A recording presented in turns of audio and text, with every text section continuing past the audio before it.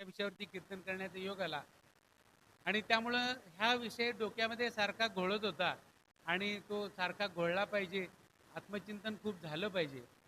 परंतु प्रेमळो, इथं आल्यानंतर परिस्थिती बघितली, उपस्थित तुमचा सर्वांचा उत्साह बघितला आणि या मुलांचा उत्साह पाहिला, तर मला असं वाटायला लागलं की अरे, यांना नामस्मरणाबद्दल काही सांगण्याची खरंच गरज आहे का?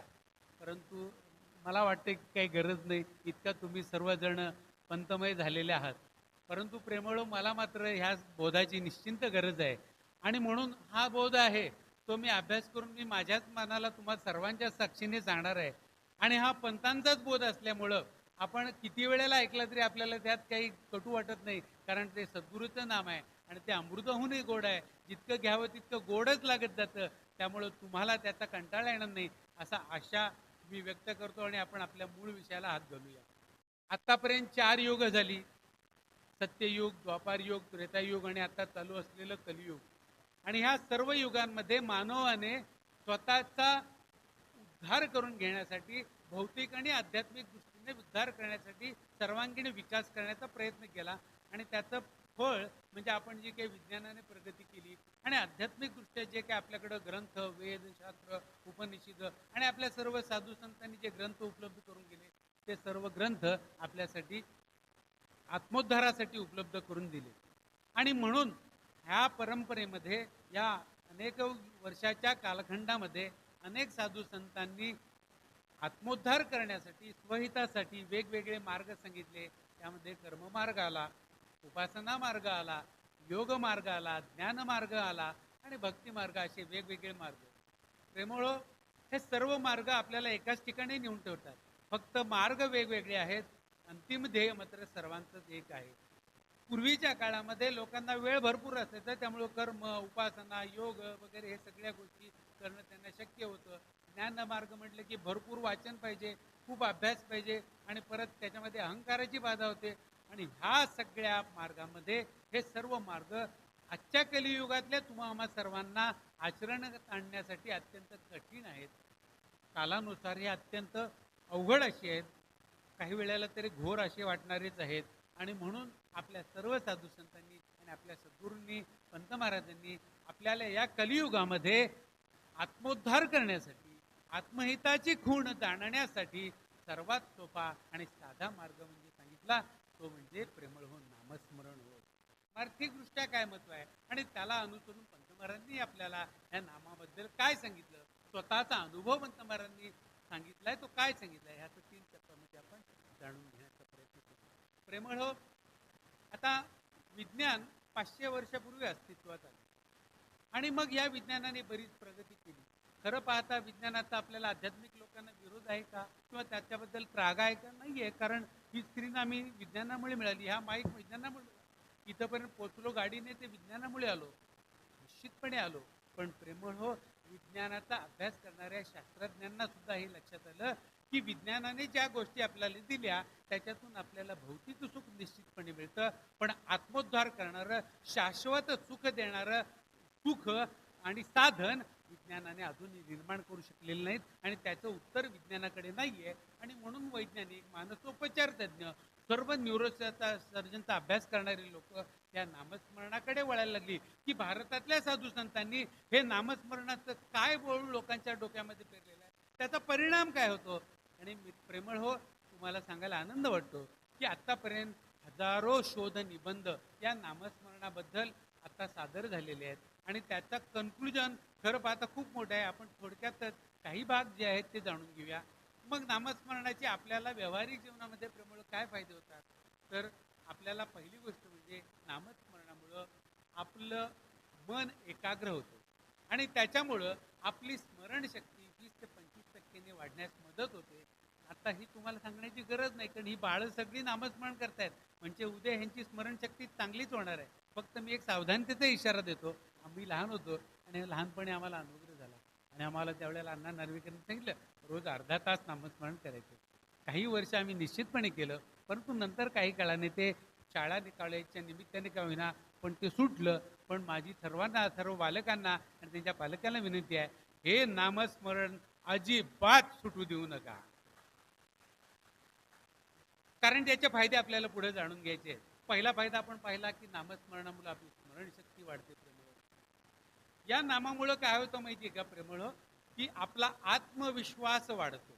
कारण मनाची चंचलता थांबते आणि मन एकाग्र होतं. संत महाराजांनी आपल्याला प्रेमतरंगमध्ये सांगितलं की कोणतीही गोष्ट पूर्णत्वास नेण्याकरता एकाग्रता पाहिजे आणि ती एकाग्रता नामस्मरणाने येते आणि ती एकाग्रता आल्यामुळं आपोआपच आपल्यामध्ये आत्मविश्वास, सेल्फ कॉन्फिडन्स आपल्यामध्ये निर्माण होतो. त्याचबरोबर नामस्मरणामुळे आपल्या इच्छाशक्तीमध्ये सुद्धा वाढ होते, विल पॉवरमध्ये वाढ होते. मला जाणून घ्यायचं आहे, बोध जाणून घ्यायचा आहे, आत्महिताची गुण जाणून घ्यायची आहे, सद्गुरू पंत महाराजांना जाणून घ्यायचं आहे, सद्गुरूचं प्रेम भोगायचं आहे, ते जगाला प्यायचं आहे. ही इच्छाशक्ती आपल्यामध्ये या नामाने डेव्हलप होते प्रेमळ हो. आणि त्याच्या पुढे नामस्मरणानं प्रेमळ हो सहनशक्ती सुद्धा वाढते, म्हणजे बफर कॅपॅसिटी वाढते. आपल्याला आजकाल जगामध्ये ही सहनशक्ती अत्यंत गरजेची आहे. का म्हणाल तर आपण आजकाल जगामध्ये काय करतो की ज्यावेळेला आपल्याला आनंद होतो त्यावेळेला अत्यंत हुरळून जातो आणि ज्यावेळेला आपल्याला दुःख होतं त्यावेळेला आपण खचून जातो. आपण आजकाल समाजामध्ये पाहत आहोत की ज्यावेळेला उत्साह आनंद होतो त्यावेळेला किती विक्षिप्तपणे आनंद साजरा करतात आणि त्याचबरोबर दुःख झालं की लोक आत्महत्यापर्यंत जातात. छोट्या छोट्या गोष्टी, आईनं मोबाईल नाही दिला गेला आणि आत्महत्या करून गेला, बाबांनी गाडी नाही दिली आत्महत्या केला, असला प्रकार वाढत चाललेले आहे. आणि ह्या सर्वांचं सोल्युशन प्रेमळ नामामध्ये. म्हणून या मुलांना नामस्मरणापासून अजिबात दूर जाऊ देऊ नका अशी मी तुम्हाला कळकळीची विनंती आहे. आणि सर्वात महत्त्वाचं म्हणजे प्रेमळ हो नामस्मरणाचा आणखीन एक महत्त्वाचा फार छान फायदा असा आहे की नामस्मरणामुळं आपल्या शरीरातली रोग प्रतिकारक क्षमता वाढते. आता ही सुद्धा कशी वाढते बघा प्रेमळ. आपण सर्व जीवशास्त्र शिकलो. जीवशास्त्रानं असं सांगितलं की एका सेकंदाला आपल्या शरीरामध्ये 3 लाख पेशी जन्माला येतात आणि 3 लाख पेशी मरत असतात.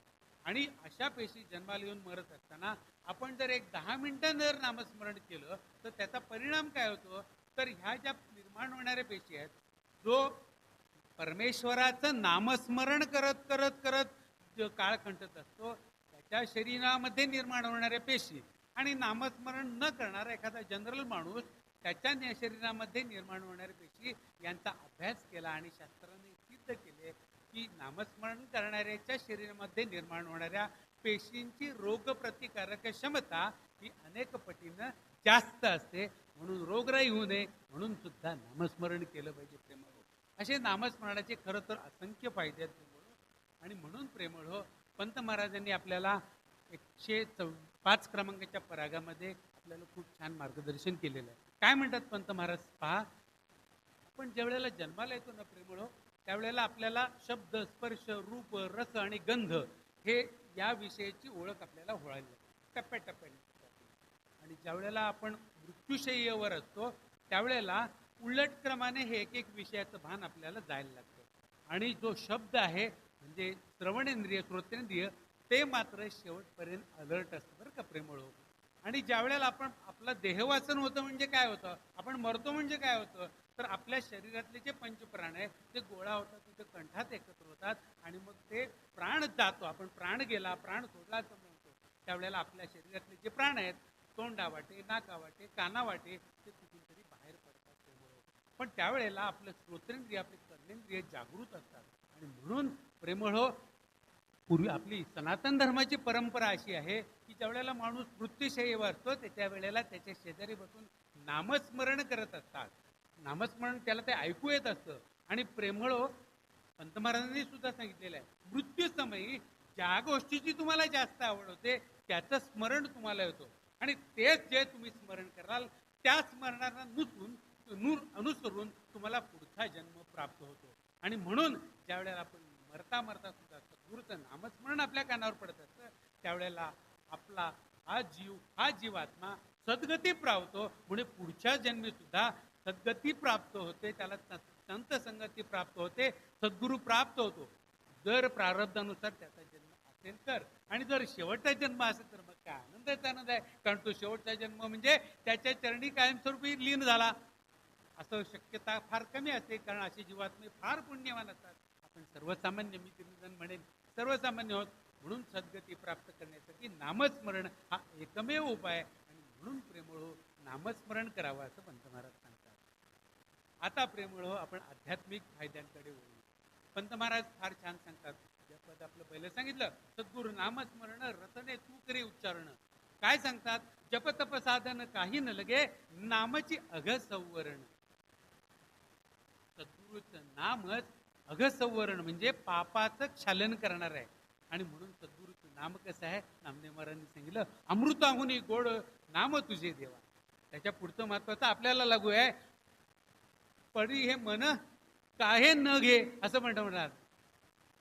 आपण सर्वजण अमृताहुनी असं गोड नाम आपल्याला सद्गुरूंनी दिलं, ते नाम मात्र घ्यायला आम्ही विसरतो. याचं कारण काय प्रेमळ? याची दोन कारणं महत्वाची आहेत. कारण हे अत्यंत साधं आहे, सोपं आहे, त्यात अवघड काहीच नाही. आणि या अवघड आहे म्हणजे आपल्याला ते किरकोळ आहे असं वाटतं, म्हणून आपण त्याच्याकडे दुर्लक्ष करतो.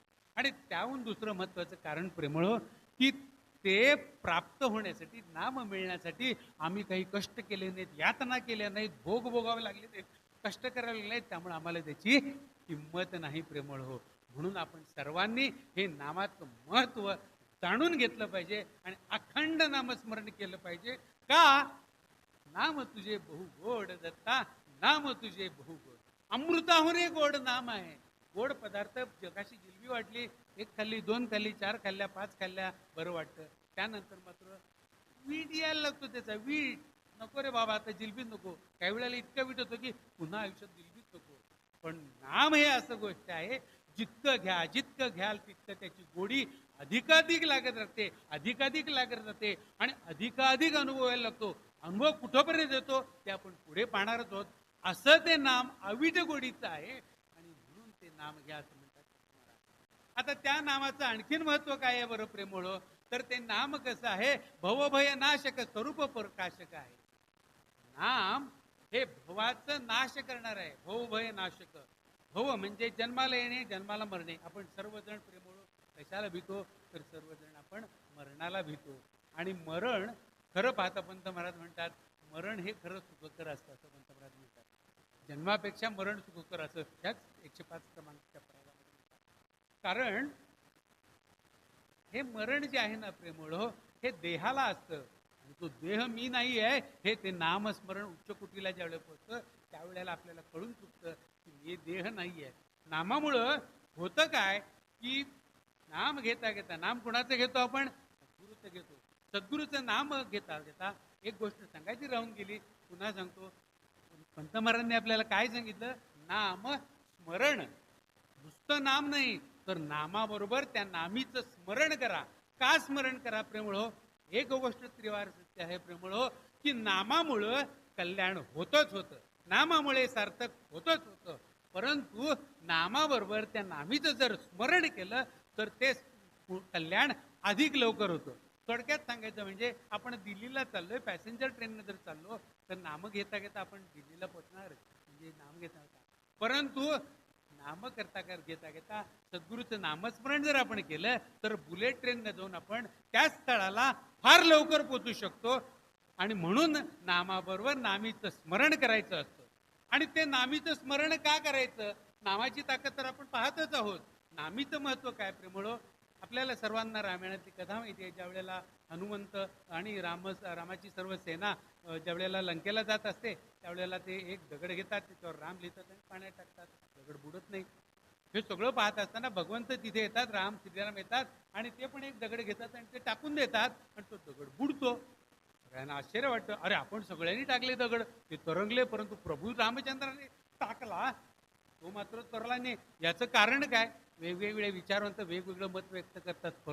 प्रेमळ हो, त्या दगडावरती राम लिहिलं म्हणून तो तरला, म्हणून तो रामाचं नाम श्रेष्ठ. अरे पण ते नाम श्रेष्ठ केव्हा? ज्यावेळेला तो नामी श्रेष्ठ असतो त्यावेळेलाच ते नाम श्रेष्ठ असतं. तुहात म्हणून कोण परमधामाला पावेल का? नाही. पंतच म्हटलं पाहिजे, दत्तच म्हटलं पाहिजे. आणि म्हणून त्यावेळेला भाग असा होतो, रामानं सोडलं. अरे रामानं जर सोडलं तर तो कसा तरेल? मग तो भवसागर असू दे किंवा 7 समुद्र असू देत, तो तरेल का बरं? त्या नामीनं जर सोडलं तर त्याला त्रिभुवनात कोणी तारू शकणार नाही, तो बुडणारच. आणि म्हणून ह्या तरण्यासाठी, भवसागर तरण्यासाठी, भवभयाचा नाश करण्यासाठी नाम घ्यायचं आहे. नाम घेता घेता त्या नामीचं स्मरण करायचं आहे आणि म्हणून आपण नामस्मरण करायचं आहे असं पंत महाराज सांगतात. आता पुढे पंत महाराज काय सांगतात, ह्या नामामुळं काय होतं, भ्रांती हारक संस्कृती तारक. नामामुळे नाम घेता घेता, नाम कसं घ्यायचंय प्रेमळ, तर त्याचं स्मरण करायचं आहे. आणि म्हणून पंत महाराजांनी छान सांगितलं की त्याचं स्मरण आपलं विस्मरण, किंवा आपलं स्मरण म्हणजे त्याचं विस्मरण. आणि जर माझं मी स्वतःच स्मरण करत राहिलो तर मग भोग हा कर्माचे भोग, जन्म मरणाच्या हाडका.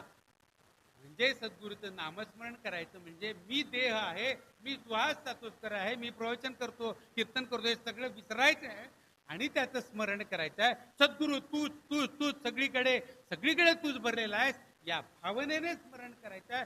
आणि ह्या भावनेने स्मरण केलं की मग भ्रांती जी माझी आहे, मी देह आहे, मी जेव आहे, मी प्रवचन करणार आहे, ही भ्रांती आपोआप नामाने नाहीशी होते. आणि मग ती भ्रांती नाहीशी झाली की मग हा संसार आहे, हा जो खोटा संसार आहे तोही मिथ्या आहे, म्हणून त्याची पण भीती राहत नाही, त्याच्याबद्दलची आसक्ती राहत नाही. उलट दत्तकृपे संसार झाला आनंद सागर, ही अनुभूती होते. त्याच्यासाठी सद्गुरूचं नामस्मरण करायचं आहे. आणि त्यापुढे ह्या नामाचं आणखीन महत्व काय आहे, तर या नामामुळे आपली भक्ती दृढ होते. किंवा नवविधा भक्तीमधली जी सर्वश्रेष्ठ भक्ती आहे ती नामस्मरण हीच आहे. अत्यंत साधी सोपी, आचरणात अत्यंत सुलभ अशी नामस्मरण भक्ती आहे. ही अभय भक्ती आपल्याला पहिल्याच परागामध्ये पण तेव्हाही श्री भरपूर भक्तांनी सद्गुरू भक्ती, बंधुप्रीती आणि आत्मशांती कधीही सोडू नका असं सांगितलं. ती भक्ती दृढ कधी होते, तर ती नामस्मरणाने ती भक्ती दृढ होते. आणि ती नामस्मरणाने भक्ती दृढ झाली, माझं स्वतःचं विस्मरण झालं, संसाराची आसक्ती तुटली, मी त्या स्वरूपामध्येच विसरून रममाण होऊन गेलो की मग त्याच्या ठाई काय आहे, सद्गुरूपायी अखंड शांती आहे. आणि ती अखंड शांती त्या नामामुळे सहज प्राप्त होते. आणि मग ती अखंड शांती प्राप्त झाली, दत्त स्वरूपी आपण रमरस झालो की मग काय होतं, दत्त स्वरूपी चाड त्या सद्गुरूच्या चरणी लीन झालं की काय होतं, सद्गुरू आपल्याला प्रेमच मिळतं. आणि म्हणून पंत महाराज सांगतात, एका पदामध्ये पंत महाराज सांगतात, नामाची अगत संवरण आहे, नामामुळे आपली सर्व पाप. पंत महाराज एका पदामध्ये सांगतात, नामस्मरणे संचित जळले अनंत जन्मीचे, प्रसन्न होता बिरडे तुटे बंद मोक्षाचे. अनेक जन्मीची जी काही पाप आहेत ती सर्व पाप सुद्धा जाळून खाक करण्याची, त्या पापक्षालन करण्याची ताकद सद्गुरूच्या नामस्मरणामध्ये आहे. आणि म्हणून सद्गुरूचा नामस्मरण करायचं आहे. आणि म्हणून या नामघोषाने नामाचा गजर जर आपण ज्यावेळेला केला ती विश्वाची दुःख नाहीशी होतात. सारं जग या नामस्मरणामध्ये रममाण झालं की तिथं ब्रह्मसुख प्राप्त होते. आणि म्हणून हे आपण सर्व जणांनी नामस्मरण करायचं आहे. पंत महाराजांनी नामस्मरणाबद्दल प्रेमळ किती सांगितले, सर्व परागांमध्ये सांगितलेलं, पुटलेखांमध्ये सांगितलेलं आहे, पदमध्ये प्रेमलहरीमध्ये अनेक पदांमधून आपल्याला सांगितलेलं आहे. आणि त्याचबरोबर त्यातली ठराविकच पद आपण घेऊया. त्यातलं एक पद फार छान आहे, प्रेमळ हो. पंत महाराज सांगतात 123व्या पदामध्ये, दत्तनामामृत सेवी रे. दत्तनामामृत सेवी रे. दत्तनाम कसं आहे, अमृत होणे गोडे आहे, त्याचं सेवन करा. का करा, पंत महाराजांनी त्याचं महत्व सांगताना असं सांगितलंय, नाम प्रतापे संती वंदिला वाल्मिकी आदी कवी रे. प्रेमळ आपल्या सर्वांना माहिती आहे, वाल्या हा दरोडेखोर होता आणि त्याला रामनाम घ्यायला सांगितलं, त्याला राम नाम सुद्धा घेता येत नव्हतं. मरा मरा मरा म्हणता राम राम म्हटला आणि राम राम मरा मरा म्हणून सुद्धा त्याच्या जीवनाचं सार्थक झालं. तो एक दरोडेखोर, एक कवी बनला आणि रामायण त्याच्याकडून लिहिलं गेलं आणि असंख्य ऋषींना तो वंदनीय झाला. हे केवळ नामामुळे शक्य आहे. पंत महाराज त्याच्या पुढे जाऊन सांगतात, आदा मिळेती श्री भगवंत वैकुंठपदी नेती रे. नामाचं महत्व पंत महाराजांनी आजामेळाचं उदाहरण देऊन सांगितलेलं आहे. आजामेळ हा एक ब्राह्मण होता, तो अत्यंत सच्छील होता, परंतु दुर्दैवाने एक दिवस त्याला एका गणिकेची भेट झाली आणि तिच्या प्रेमात तो पडला, अखंड बुडून गेला. गावाने त्याला हाकलून दिलं. नंतर तो गावाच्या बाहेर जाऊन एका झोपडीमध्ये त्या गणिकेबरोबर राहायला लागला. गणिकेबरोबर राहता राहता त्याला काही मुलं झाली आणि मग एक दिवस त्याचे साधू त्याच्या संपर्कामध्ये आले. त्यावेळेला त्या साधूंना त्यांना आपली व्यथा सांगितली, आपली कथा सांगितली, आपल्या जीवनाची कथा सांगितली. त्यावेळेला साधूंनी त्याला सांगितलं, बाबा रे, तू आता एक काम कर, तू भगवंताचं नाम घे. त्याने सांगितलं, मी माझ्या जीवनामध्ये इतकी पापं केलेली आहेत की मी भगवंताचं नाव नाही घेऊ शकत. साधूंनी शक्कल लढवली. ते त्याच्या बायकोला म्हणजे त्या गणिकेला भेटले आणि तिला सांगितलं, बाई तुला आता जो पुत्र होईल त्या पुत्राचं तू नाव नारायण ठेव आणि मग होतो काय परिवर्तन होतो का पहा असं सांगितलं. आणि त्याप्रमाणे तिने आपल्या मुलाचं नाव नारायण ठेवलं. प्रेमळ हो, नाव नारायण ठेवल्यानंतर त्या आधा मिळाला. त्या मुलाबद्दल इतकं प्रेम निर्माण व्हायला लागलं. उठ नारायण इकडे, नारायण तिकडे जा, नारायण हे कर, नारायण ते करू नको, नारायण मला हे आणून दे, नारायण मला ते करू नको, नारायण असं करू नको, नारायण नारायण नारायण दुसरं काय सुचेच ना त्याला. म्हातारा झाला, मरायला टेकला तरी नारायण नारायण नारायण नारायण करायला लागला. प्रेमळ हो, नारायणाचं महत्व माहित नव्हतं, नारायण कोण माहित नव्हता, पण अनावधानाने सारखं नारायणाचं नाव तोंडात होतं. म्हणजे विचार करा, राम राम म्हणता म्हणता मरा मरा मरा म्हणता वाल्मिकी रामाचा भक्त झाला. रामायण घडलं त्याच्या हातून. नारायण नारायण नारायण अज्ञानपणे म्हणता म्हणता त्याच्या नरजन्माचं सार्थक झालं.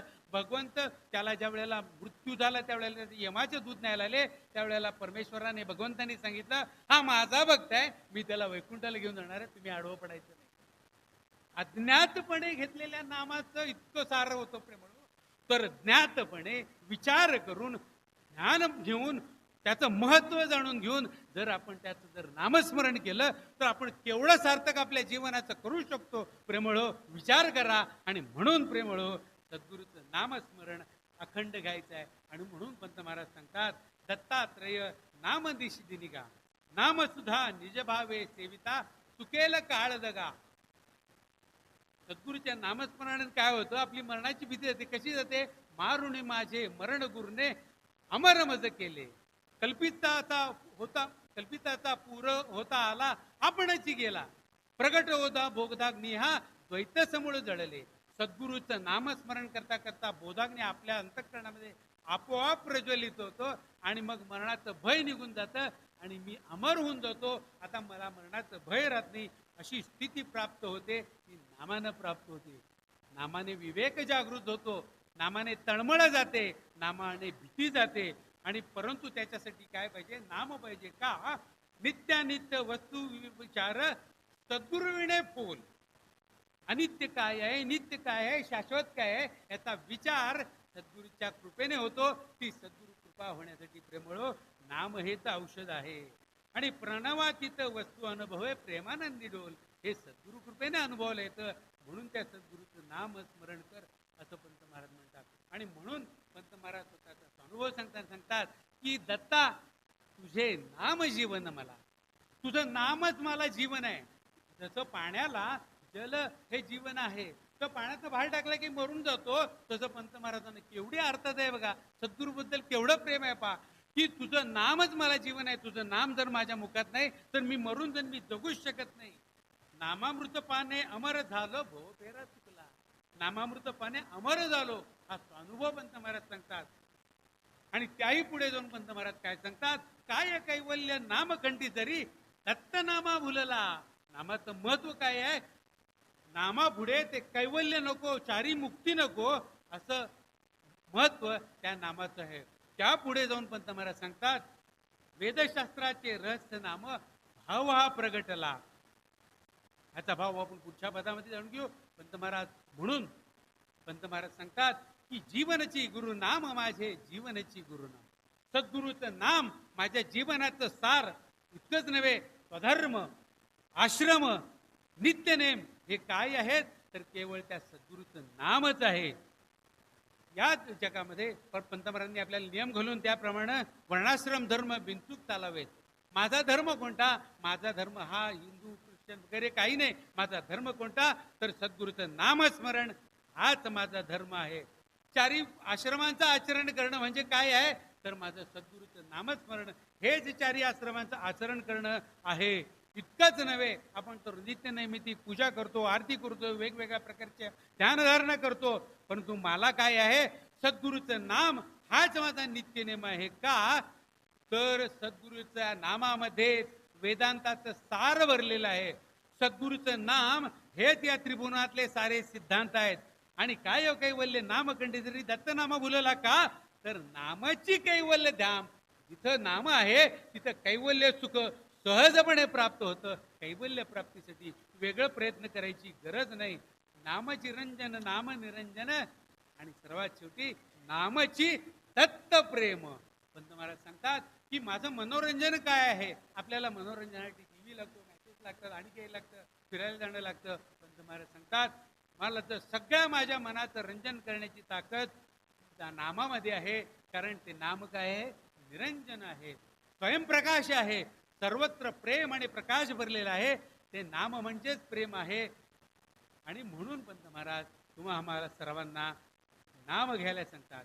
आणि प्रेमळ हो, सर्वात शेवटी फक्त पंत महाराजांनी आपल्याला आणि प्रेमळ हो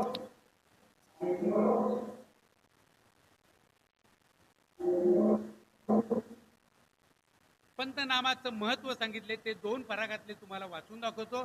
पंत महाराज म्हणतात पंत नामच पावन, तेच प्रणव, प्रणव तेच गुरुनाम. आणि हे जे गुरु स्वरूप आहे ते कसं आहे, अणोरणीयान म्हणजे अणुपेक्षाही लहान, सूक्ष्माहून सूक्ष्म, अत्यंत गुढ, तसंच महत्वमहीयान. महत्वमहीयान म्हणजे आकाशाहून थोर, आकाशाहून श्रेष्ठ असं ते नाम सद्गुरु स्वरूप कसं आहे, न गुरुधिकम न गुरुजम असं सद्गुरु स्वरूप आहे. आणि म्हणून हे जे सद्गुरूचं नाम आहे, गुरुनामामध्येच सर्व देव आले, सर्व देव विराजतात, सर्व देवांना अधिष्ठान हे सद्गुरूचं नाम आहे. आणि म्हणून पंतनामाची गोडी, पंतनामाचा थोरवा, पंथाचा प्रेमा, पंथाचे भजनीच घ्यावे. आणि पंथाचं भजन म्हणजेच पंथाचं नाम घेणं आहे. आणि त्यापुढे पंत महाराजांनी अवधूत संप्रदायाचं श्रेष्ठत्व कसं सांगितलंय बघा. पंथांमुळे काय मिळालं आपल्याला सांगताना, पंत नाम बळे वेदांताचे पाऊल, अनुभव मार्गी पूर्वीपेक्षा अधिक पुढे पडले आहे. म्हणजे पंतांनी आजवर जगाला ठाऊक होता त्याच्यापेक्षा अनुभव मार्ग अधिक सुलभ केला. वेदांतास ठाऊक नाही असा सद्गुरु प्रेमा पंतनामी सिद्ध झाला. आणि म्हणून त्या सद्गुरूचं नामस्मरण आपण करायचं आहे. सद्गुरु नाम प्रथम घ्यावं, सद्गुरूचे नाम, आणि मग बाकीचं सर्व काही सद्गुरुनामे गुरुभक्ती करावी. आता प्रश्न असा पडतो, हे सद्गुरूचं नाम आपण केव्हा घ्यावं असा प्रश्न पडतो. त्याचे उत्तर पंत महाराज सांगतात, बसता उठता शेनी आहारी व्यवहारी सर्व काळी, प्रातर्विधी करताना सुद्धा सर्व काळी सर्व व्यवहारात सद्गुरूचं नामस्मरण अखंड चालावे. त्याचे परिणाम काय होतात पंत महाराज सांगतात, तेव्हा सद्गुरू राखितो, अपयश कधी येणार नाही, पुढे टाकलेले पाऊल मागे घेऊ नये. सद्गुरु स्वरूप नित्य शांत आहे, त्याचे नाम श्वासोश्वासी भरून खेळावे. तेव्हाच काय प्राप्त होतं बघा, शांती, निश्चिंती, सद्भक्ती, सदाचार, शिस्त सर्व काही घडतात. एक त्या नामस्मरणामुळं काय काय घडतं पहा प्रेमळो. कल्पना दूर होतात, तळमळ नाहीसे होते, असं नामाचं महत्व आहे. आणि शेवटी फक्त आपल्याला एवढंच सांगतो, पंत महाराजांनी 4थ्या लेखामध्ये गुरुस्तुती महात्म्य ह्याच्यामध्ये नामाचं महत्व सांगितले. ते सांगून माझ्या विवेचनाची सांगता करतो. हे सद्गुरु अविरळ परमज्योती, नित्यशा क्षणवरही न विसंबता, तुझे नामाखेरीज अन्याची इच्छा मला राहिली नाही. सद्गुरूच्या नामामध्ये किती रममाण व्हावं पंतांनी आपल्याला जाणून दिलेलं आहे. तेणे करूनच मी परमपदास पावेन, सत्य सत्य. आता नामाचं महत्व पुढे सांगताना पंत महाराज सांगतात, मजला तुझे नामचिंतनच ब्रह्मानंद. म्हणजे ब्रह्मानंद कशात येतो, नामात येतो. तुझे स्मरणच पुरुष, तुझे कीर्तनच कामधेनू, तुझे नामच मजला गती, तुझे नामच मती, तुझ्या नामाखेरीज अन्य श्रेष्ठ मजला अन्य काही आठवत नाही. एका पदामध्ये पंत महाराज सांगतात, जपतप साधने कशाच करिता, आहार तुम्ही काहू मरता. का तर तुझे नामच जप, तुझे ध्यानच तप, तुझे नामच संकीर्तन परतत्व, तुझे नामच नित्य, तुझे नामच सत्य, तुझे नामच कैवल्य लोक, असं त्या नामाचं महत्व आहे. आणि म्हणून पुढे पंत महाराज प्रश्न विचारतात, विनाकारण शरीर दंडून का शरीर का दंडावे, महापर्वतावर जाऊन का तप करावे, जपतप साधने कशाच करिता. कारण मनाचे ठाई निराभारी गुरुतिलकांचे स्मरण ठसले की परम कैवल्य आपलेच ठाई वास करते. कैवल्य शोधायला दुसरीकडे काही जायची गरज नाही. हे सद्गुरु सच्चिदानंद कैवल्यापती अखंड ब्रह्मानंद दाता बालमुकुंद याचे निजनाम प्राप्त झाले की काय होतं, प्रत्यक्षचारी मुक्ती द्वारात सेवेकरी होऊन वाट पाहतात, उभ्या राहतात. आणि म्हणून प्रेमळ हो, हे जे नाम आहे ते इतकं श्रेष्ठ आहे. थोडक्यात काय तर हिंसा दोषरहित, विधी निषेधाची बंधन नाही, सोवळे ओहळे नाही, काल अकाल नाही, कुठलंच बंधन निर्बंध न लादणारे, महापापांचा नाश करून सर्व इष्टार्थ देऊ शकणारे, मृत्यू लोकात कामधेनू कल्पतरू चिंतामणी जर काही असेल तर ते केवळ केवळ सद्गुरूचं नामच होय. आणि म्हणून हे निसंशय समजा आणि तत्परायण व्हा. तत्परायण व्हा म्हणजे काय, सद्गुरूच्या नामस्मरणाला लागा. सद्गुरूचं नामस्मरण कसं करा, अखंड करा. 24 तासामध्ये 24,000 वेळेला 600 वेळेला आपण श्वासोश्वास घेतो, त्या प्रत्येक श्वासाबरोबर सद्गुरूचं नाम घेण्याचा प्रयत्न करा. त्याला अजपाजप म्हणतात. आणि हा अजपाजप अखंड चालू ठेवणे हेच तुमच्या आमच्या सर्वांचं हिताच आहे. आणि म्हणून बंद महाराज सद्गुरू नामस्मरण रसने तू करी उच्चारण म्हणतात. त्या दत्तनामाचा गजर करूया, दत्त स्वरूपी पूर्ण रमूया. श्री गुरुदेव दत्त. प्रेमळ हो, तुम्हा सर्वांचं मी मनापासून आभार मानतो. याच कारणासाठी की इथं विवेचन करून काय आपलं ज्ञान पाजळायचं नसतं, अक्कल पाजळायचं नसते, की आपल्याला आत्मपरिशीलनाची संधी मिळते. मला खूप खूप आत्मपरिशीलन करायला मिळालं.